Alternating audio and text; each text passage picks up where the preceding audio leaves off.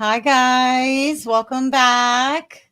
I'd like to welcome Brandon to the show. Brandon is from Hagerstown, Maryland. He's a firefighter and he attended University of Maryland, and he's also a fellow Subto student. Welcome, Brandon. Hi, thanks for having me. Appreciate being here. Yeah, thanks for coming on the show. No problem, no problem. Yeah, so tell us about being a firefighter. How's that? What's that like? Any major fires or stories recently? Yeah, well, we mostly run a lot of car accidents around the Beltway area, DC areas where I'm stationed, Chevy Chase, Bethesda.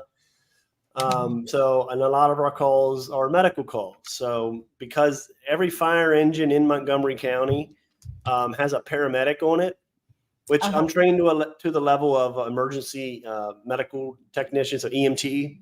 So there are some times where I do drive the ambulance and treat patients if it's considered a BLS type of emergency, basic life support. And then a little more advanced training you do ALS, that's paramedic. So every lot of calls we get is medical emergencies because we have a paramedic on our engine, every fire engine. So even though I might be driving the fire engine, there's a paramedic on it, and we're just going to an emergency medical call, not necessarily always fires. Occasionally there's fires though. What's the worst scene you've ever arrived on so far, without being too graphic? Yeah, we had a 10-year-old girl run over by a school bus. That was kind of, yeah. Did she make it? No, I think that I was kind of following the case. She was not okay, but she was alive when we got there. Load her up as quick as possible, run her to the hospital. I was actually not on the ambulance, or at that time I was actually on the fire engine, so we just kind of helped load her and kind of clear out the scene. But later on, they told me that she did not make it. Aww, that's baby. I know. Yeah, but not to bring everybody down or bring up a bad incident, but Well, I kind of asked. It's my fault. Guys, when you see a school bus, slow down, stop. Kids will just run all over the place. Yeah, I think she had just been released from the end of the day school, and I'm not sure how exactly it happened. She kind of walked in front of it as the bus was leaving around a corner or something. And they're so high up, they can't see little guys. Yeah. But we've had a couple fires I've had to go into that have been pretty serious, but no instance where I was able to like physically grab somebody and get them out. A lot of times it was either already too late or they already self-evacuated. Right. That's good when it's just, you're just worried about putting the property out and not and the people's already escaped. Yeah. No. Cool. Okay. So when did you first join Subto and why? I guess it was about a year ago. I'm already doing the real estate, buying homes and leasing them, buying them even Subto. Okay, so you've been doing this for a while before you found Subto, right? Yeah, I mean, when I even bought my first home in 2001, I considered it even then like I'm an investor. Even though I'm buying it to move in with my family, I still have that home. In fact, my office is still here in that home right now. Oh wow! Yeah. I use the home for multi purposes. Rent the rooms out like Airbnb, like per bedroom. And then I have an office here too.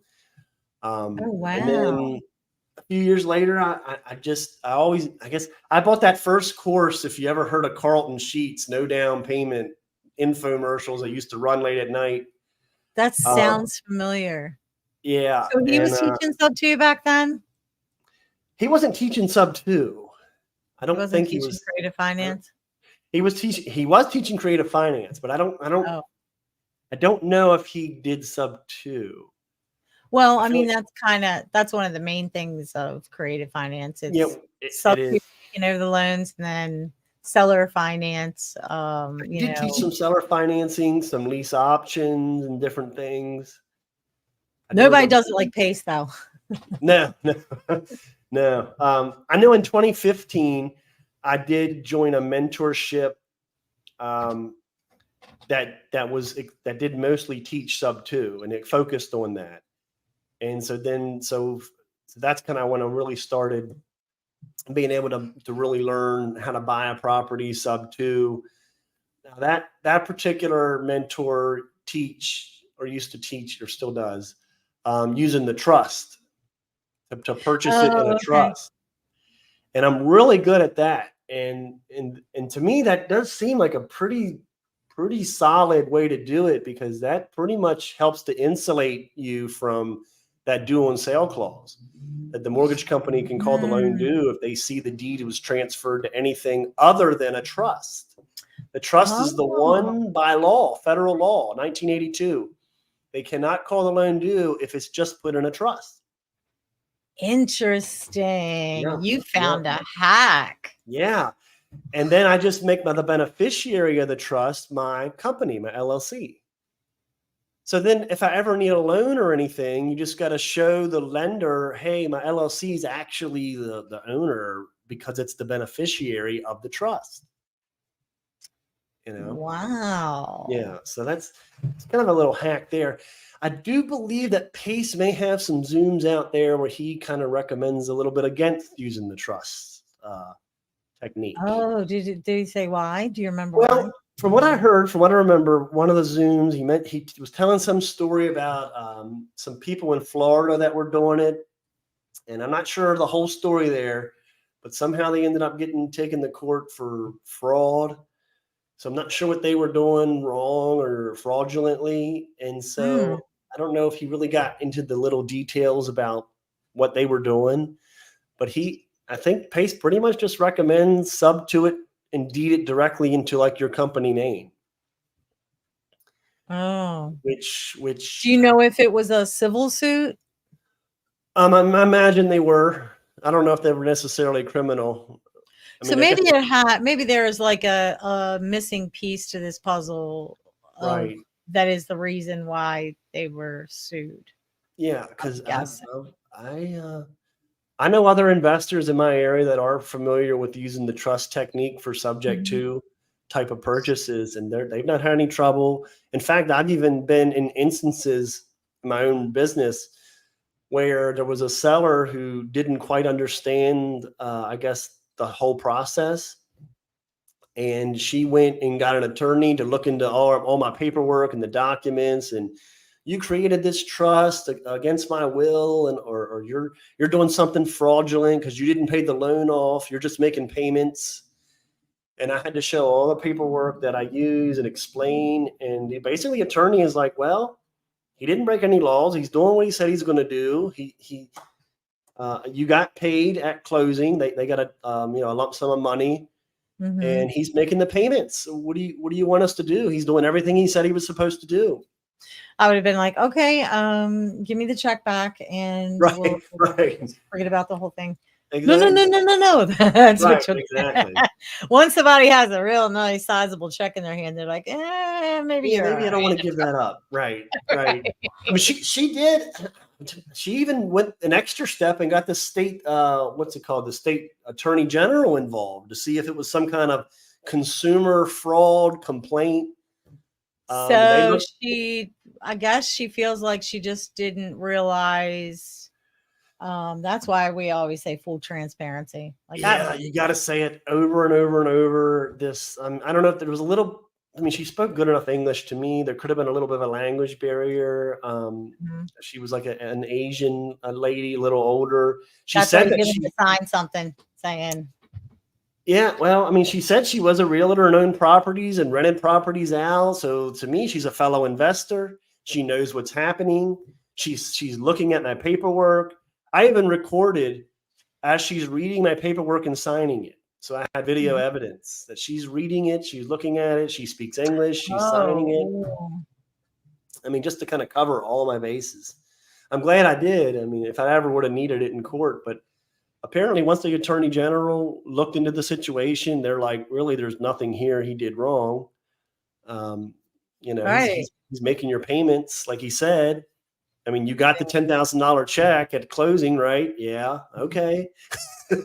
Right. Or you can just give me the 10,000 back. You know? Right. Exactly. I'll take it back and you can have your house back. You know, she didn't want that. Yeah. I mean, I wonder why she was trying to cause a stir. I mean, I think it had a lot to do with she had this boyfriend. They weren't married. And he seemed to be in the background a lot on a lot of the phone calls. So it might have been him. You know, you never know what people's going through. yeah, don't you hate when other people get involved? And Yeah, I do. They tend to, a lot of people's like, oh, well, I want to bring my attorney into this. I'm like, well, then have your attorney buy the house. I mean, good grief. Right. I mean, yeah. I mean, it's perfectly legal. You wouldn't be able to close with a title company if it wasn't.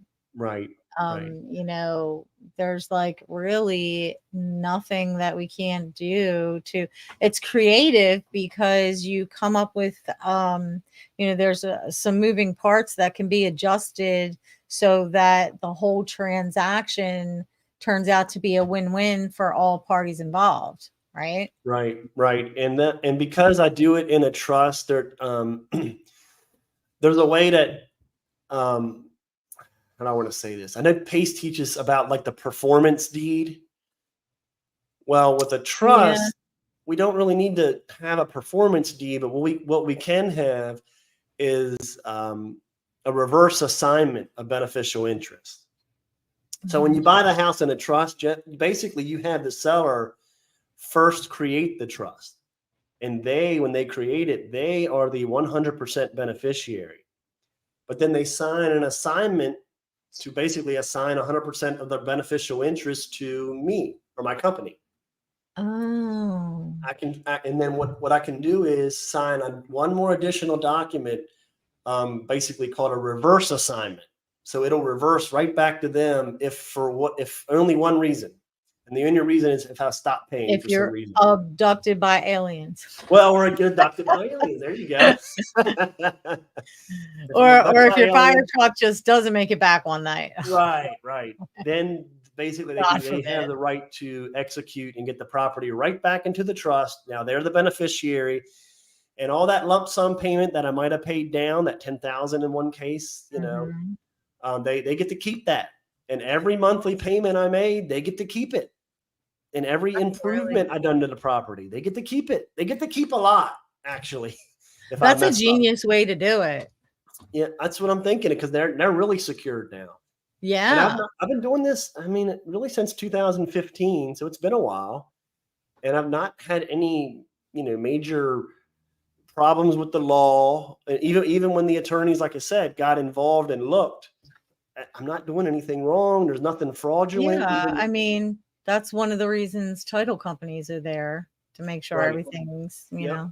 And they still issue title insurance policies on the property, you know, and I was able to show that to the attorney general. And they're like, okay, well, my goodness, this guy did everything right. What do you want him to do? I mean, right. You know? Yeah. Or maybe she was having seller's remorse. Yep. I guess that could happen. Maybe. Yep. Yeah. Who knows? But I've done enough of these that, you know, 1 every 20, you know, if you have an issue, that's just the statistics of life. Yeah. You know, every now and again, you might hit a snag, you know. It's not always going to be perfect by any means. Yeah, you do anything long enough, you know, you might end up having to, things go sideways a little bit, right? Right. Yeah. So, I mean, I'm surprised it took you all this time how long have you been in Subto again? A year, a good year now. I think. Oh, okay. Full year. So I'm a newbie compared to you. Well, I guess I just need to get a lot more loud, right? Well, you do still have a W-2. So yeah, true. That does keep me busy, and I still have young kids and a family, and and my wife homeschools, so that keeps her busy. She is a licensed Maryland realtor. Oh, okay. Me too. Of our business. Cool. So she can assist in some ways, but honestly, a lot of her focus is still homeschooling the kids. Oh yeah, That keeps her absolutely. tied up pretty good. If I had little kids now, I would totally homeschool them. You think, yeah, nowadays it's kind of a growing trend, and you don't have to be so isolated. Like I think the thought was homeschool kids are the weird kids that don't have any social skills because they never interact. But that's I don't know. That stigma seems to be fading. Mm-hmm. And we keep them pretty involved. The shutdown just helped homeschooling and Zoom. That made everyone a homeschooler, right? Right. Which is like overnight. Like we had to do a lot of things to set our life up to do that. But when that shutdown happens, like everybody overnight now has to be a homeschooler. Like, wow. Yeah, there's a lot of like community things that are coming now. Like, what if you had like one mom who homeschooled like 10 people's kids? So we actually are part of a homeschool community that we meet every Friday. Every Friday, all the kids come together, and it's big. I mean, it's like 100 kids, and we all come together, and they have like classrooms, and we call them a tutor. So they have a tutor who's like the teacher that kind of tutors a class, and it's broken down kind of by age groups, and even that just once a week is huge. Wow. So see, I don't know anything about it. I don't have any grandkids. I'm an empty nester. Oh wow. Okay. Well, it's pretty cool. And then they're involved with, they take piano lessons, and then we're at church at least 3 times a week, and there's groups at church, and there's like it's like a Cub Scouts or a Boy Scouts at church, Royal Rangers they call it. So there's all kinds of other things that we do, just not dealing with the public school system. That's all. Right. Wow. That's awesome. So that is kind of cool. Okay. So how do you feel about the future of Subto and your role in this process? Well, as far as the future of like my personal network, I guess, or what do you mean? Like I feel like the future is like right. It's still growing. It's still. I mean, the more people who learn about this, the easier it is actually going to do deals, because you're able to sell properties to Subto, which I've even done. So it's not like I'm asking these sellers to do something I've not already done myself. Basically, sell a property and basically allow the person there to pretty much take over my loan that's in my name. And so long as you kind of set it up right, protect yourself, have a way that if things go wrong, you have a way to kind of get the property back. And they still have a lot to lose. If they've been there a while, they've fixed things, they've kept it running, they've made all those payments. Well, they don't have a lot to lose if they do a hybrid or something. I mean, it's just. Well, I'm just saying if they were to mess up or try and mess my credit up, Oh, okay. Gotcha. See what I mean? When yeah. Because like we're not in the business of missing payments, but when you reverse it, you're more at risk. They could. Yep. Right. Gotcha. But I mean, we have to talk about that more, like off camera, because I got all these questions and like ideas and stuff. So yeah. As far as utilizing the trust and all that. Well, yeah. I mean, you're just like, you're bringing like a lot of things to light that I never thought of before. Yeah, because I'm a realtor, you know what I mean? So I'm thinking different ways to help clients with Subto. When they sell. Yes. When they sell. Okay. Yeah. So I guess what I meant by the future of Subto, like, what are your plans to like scale your business? Okay, so definitely get to know people like yourself, do more of these interviews, podcasts, work with people. I can definitely come from a position of a little more experience than people who haven't bought any properties Subto yet. So I can kind of, and I'm a little more maybe battle tested, you might say. Yeah. So you could like help newbies by JVing with them so they can learn the process.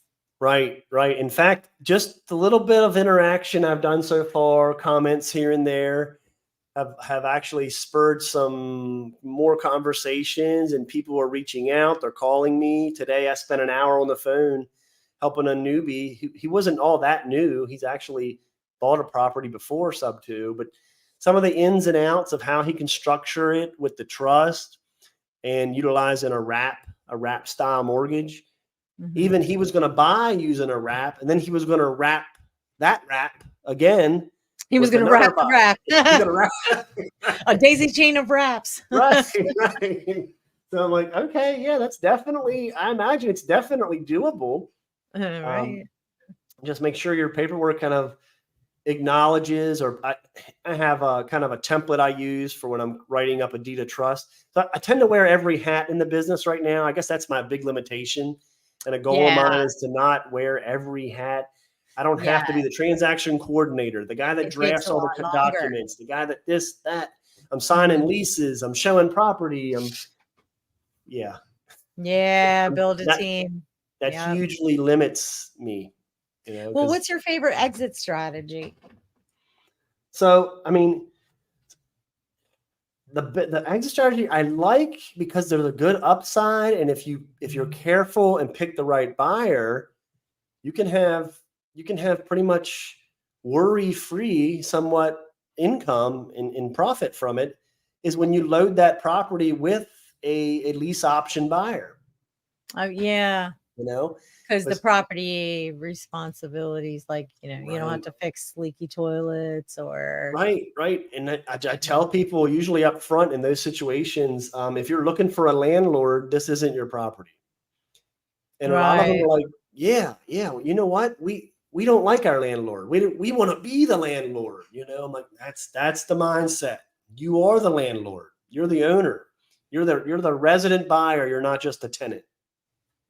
So for those of you who are watching that don't really understand exactly what a lease option is, that's where someone's not quite ready to buy, but they really need to buy a home. So they lease the house or rent the house for whatever's agreed upon. Usually it's like 5 years, like rent for 5 years. And at the end of that 5 years, they have the option to purchase it at a price that was predetermined when they first signed the lease option. Yep. A lot of times lately in my business, we've been shortening that period down to try to do it with that 1 year.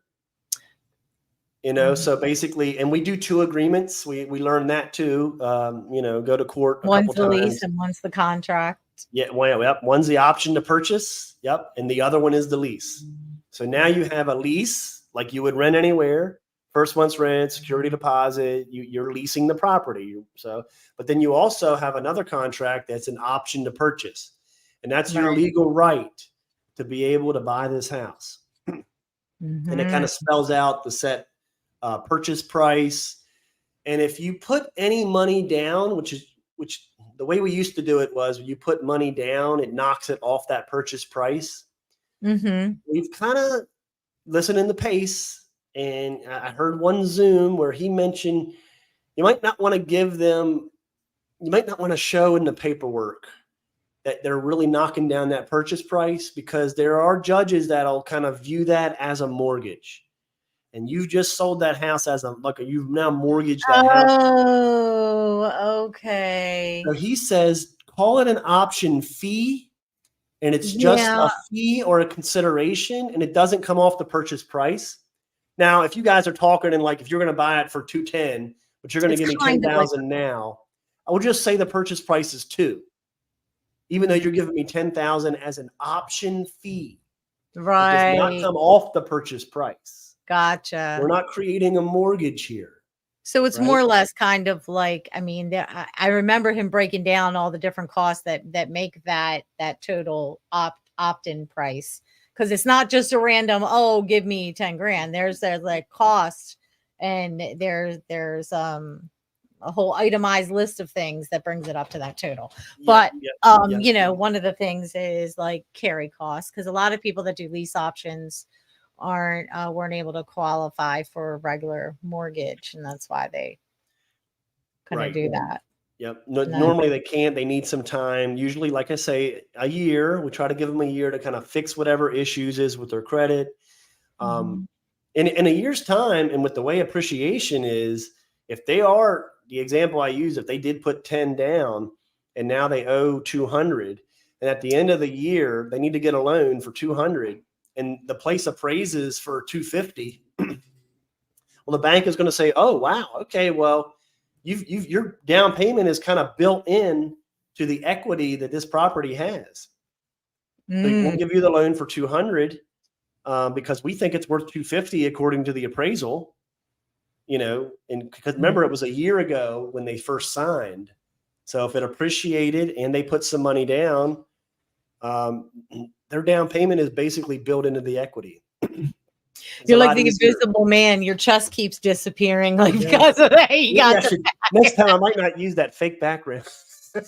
I'm sitting here thinking he looks like the invisible man.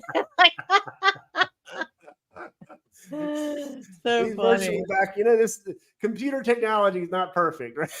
Yeah, well, when it's really hard to tell whether somebody has like a virtual background or not. If you have like a lime green tag board or sheet or something behind you, and then you use those virtual backgrounds, it's fine. I don't keep disappearing here. Yeah. Sorry, guys. I'm learning this podcast stuff. Yeah, I mean, you got some. Looks like you got some.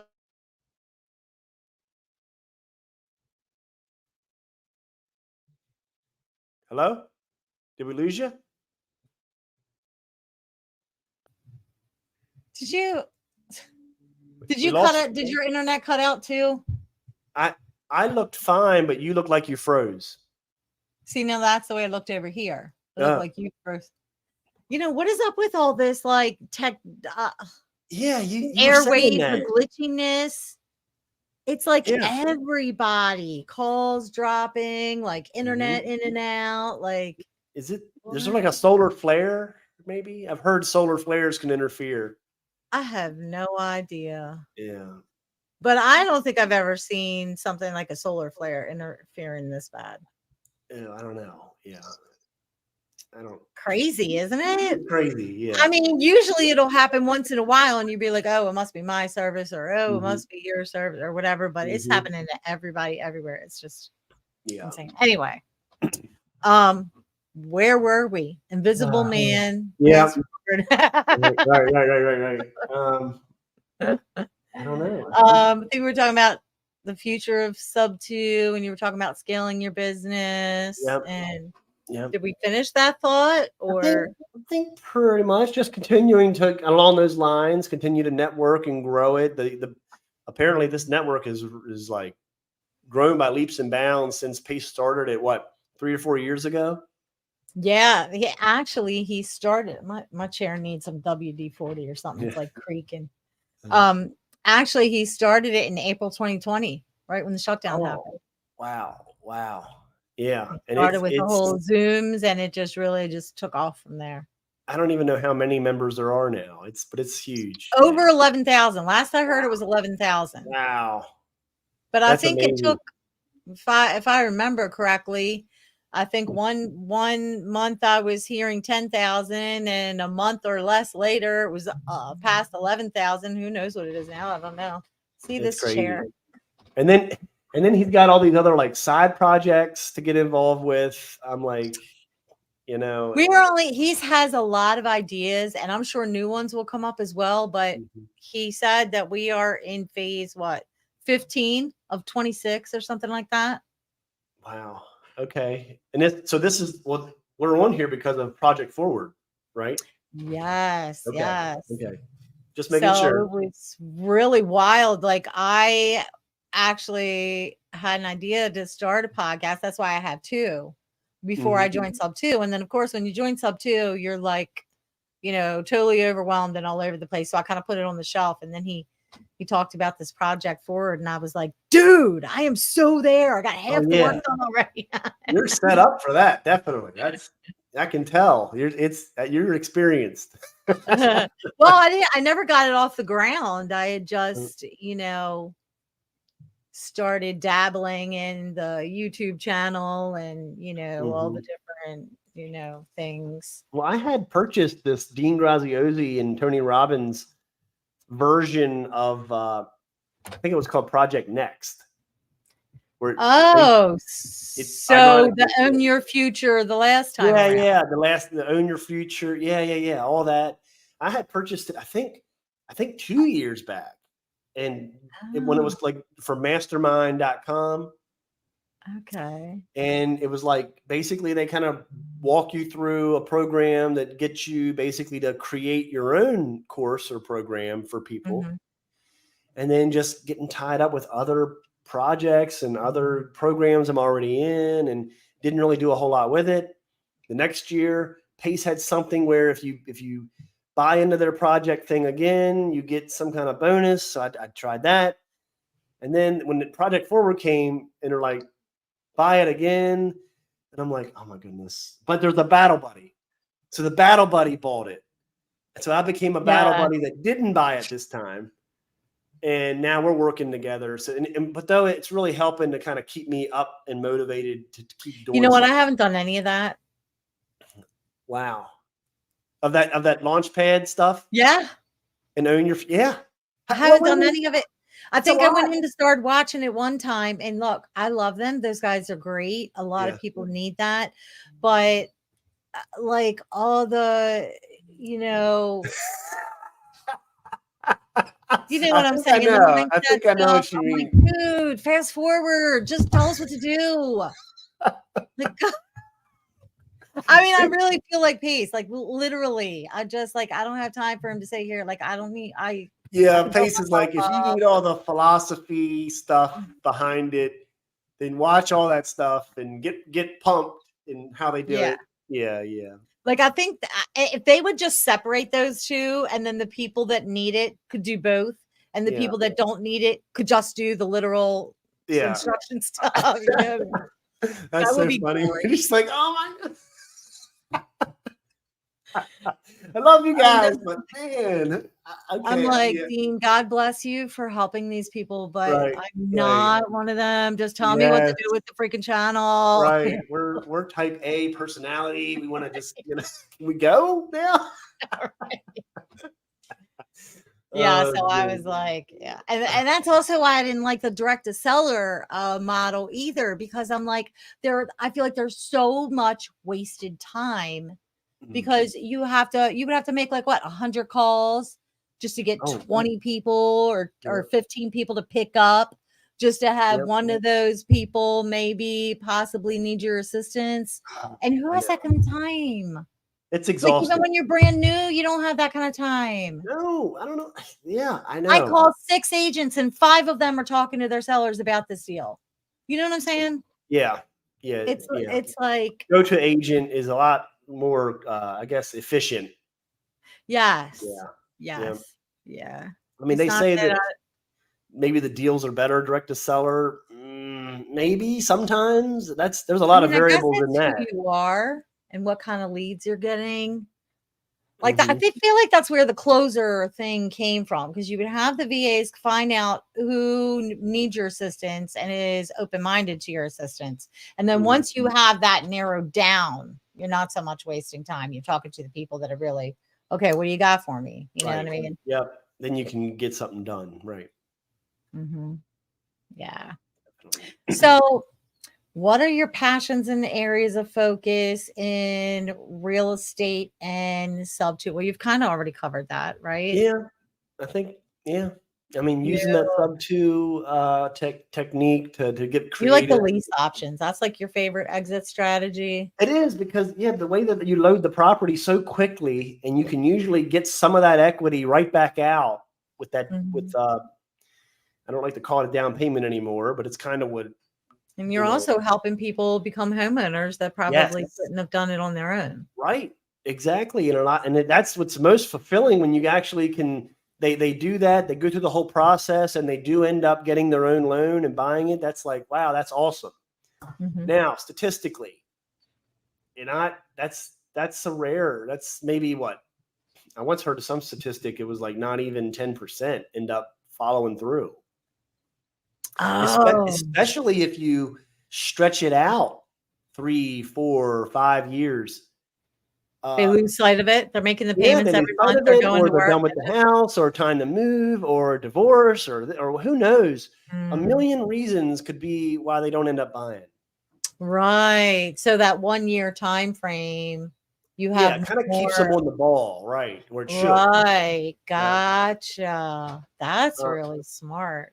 And Yeah. now the only other thing I might say to newbies doing that, that when you get to the end of that year, if they don't buy it, you can sell or finance it or create a contract for deed. I've done that, like a land installment contract. You're basically creating a Ah, mortgage for them.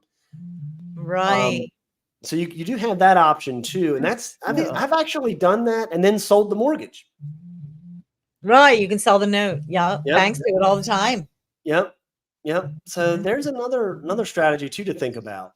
Yeah. Now you're talking getting into note buying and note selling. So it's a whole other industry. So do you have any buy and holds?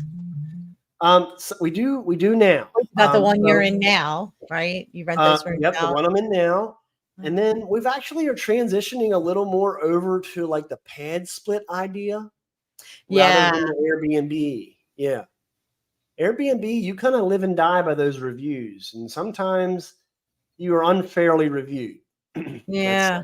let's Oh, say. And yeah. Absolutely. I mean, some of our Well, I places. mean, is it, I would venture to say, or I would guess that you live or die by those reviews more so on the vacation rentals.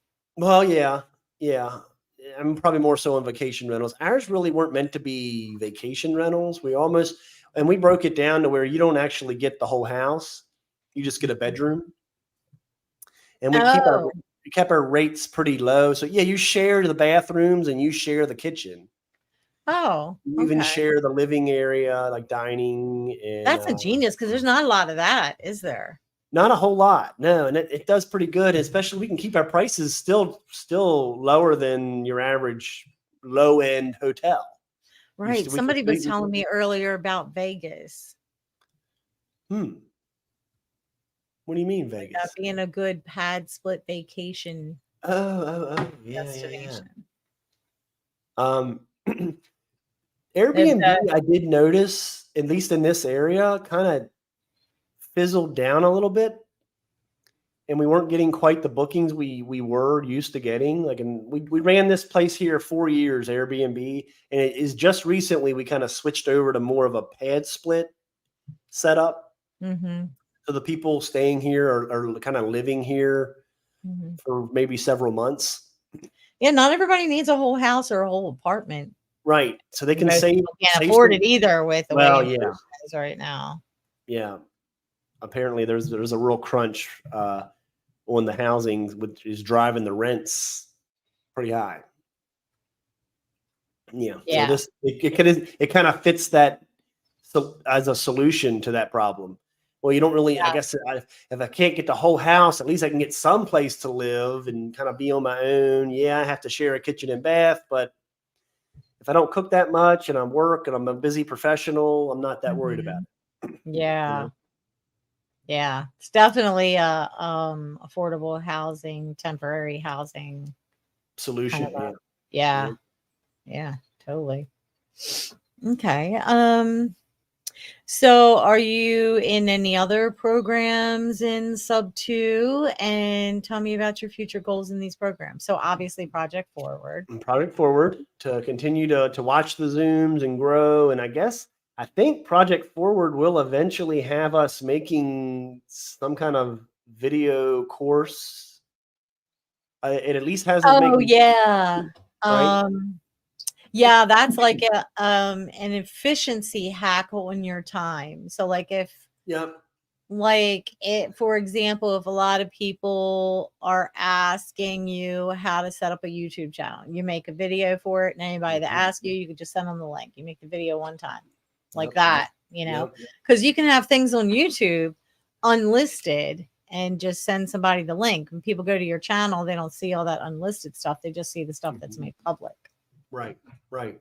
Yeah. Yep. So that's definitely my goal to continue with that. I believe, like I say, there's going to be probably maybe a year's worth more of trainings coming out on that. Yeah. Excuse me. I still have a bunch of videos that I need to take and make shorts from them. Tube shorts. Yeah. and Learn how to reels do and that. stuff. Project Forward. And then this zero down thing has really got perked my interest as well. It did me too. And I started to do it, but then I'm like, there was just no way, no absolute way. I'm like, well, I got to put this down for a little bit and maybe just come back to it later. Because there was no way. I mean, setting up all the stuff for podcasts and YouTube channels and all that other kind of stuff for two, not one. And then on top of that, trying to run your real estate business, which that by itself could take up 7 days a week, 12 hours a day. Right. And the thing is, it's just because, when you haven't been doing this long, or when it's not like your main job, either one or both,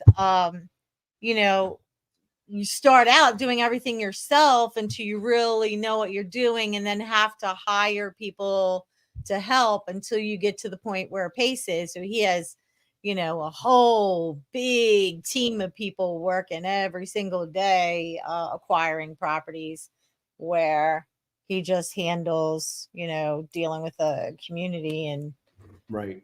I guess that's ultimately where we like to be, at least our own version of that. I'm thinking the setup takes the longest. The learning in the setup, that takes the longest. Once you get past that, sky's the limit.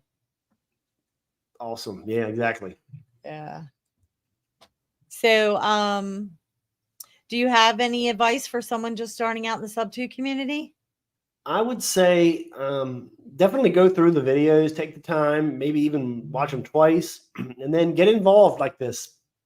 I shouldn't have waited a year to really start reaching out and getting to know people, which is, I guess it's kind of good. I got in the Project Forward to kind of forced me to somewhat be more accountable for that. So that's the biggest thing I've learned. And that's, maybe I got away from it when I first joined. That's what I wanted to do, and then didn't quite end up doing it. So this accountability with this is really helping keep me on track and reaching out. I tell you, I remember when my kids were little, though, when your kids are little and you got family life on top of work, it can really consume your time. And before you know it, you're like, wait a minute, when did you turn 14? You were just 2 yesterday. Exactly. Yep. You think I would learn this by now? I mean, it is not to get too personal, but it's my second go round at marriage and kids. Yeah. And the first marriage didn't quite work out, and those kids are in their mid-20s, and they're kind of living their own life now. Oh, wow. I'm like, man. So I feel like I got a second chance. You feel like cats in the cradle? Yeah. That's a cool song, isn't it? Yeah, you're right. But I guess it's kind of like, a little bit. When's he going to get home? And I'm trying to build the public safety career as I'm doing this, investing. And it goes fast. It does. It really does. Yeah. So be mindful of that too, I guess. Reach out, do what you need to do. But don't forget, if you do have a family, involve them where you have a family, you have a full-time job. I mean, you're doing it right. It'll come to you, and you'll pick it up and run with it when you're ready. And so I might be a year late doing this, but never too late, I guess. Yeah, a lot. You have a lot of experience and knowledge behind you. That's golden. Yeah, that could be a good help. So I'm here. I can be found at a lot of my stuff just is at Mr. Tarner. Hold on, MRTARNER. Yeah. So if you want to get a hold.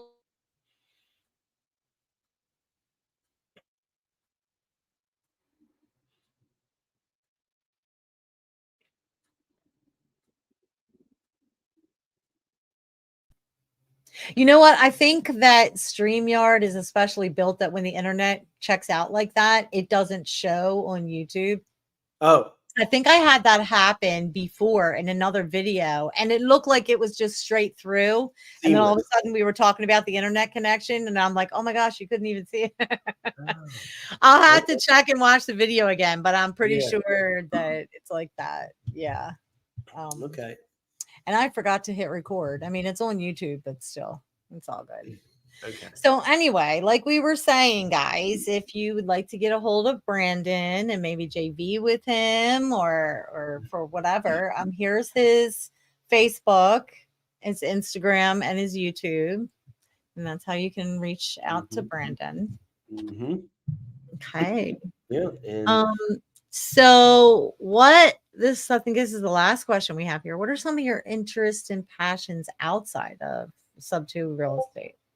well, I guess you touched on some firefighting. Obviously, you do that kind of because it is a bit of a calling, and you do have this heart to be of some kind of use or help for people. Thank you for your service, by the way. No problem. Yep, definitely.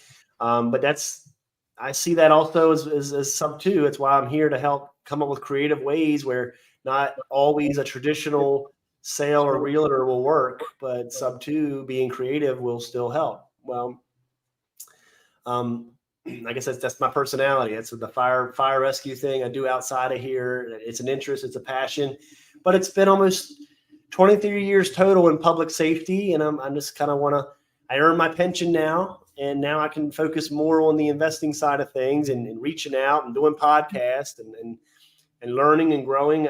Hopefully, my whole life. And pass this on to my children. Yeah. And you with said firefighting, that. Yeah. And you got to be in pretty good shape to firefight. So a passion would be health and fitness kind of thing. Try to stay away from things that would damage or destroy your body. Right. So, right. That's, I guess you could say, people would say no smoking. You get enough at work.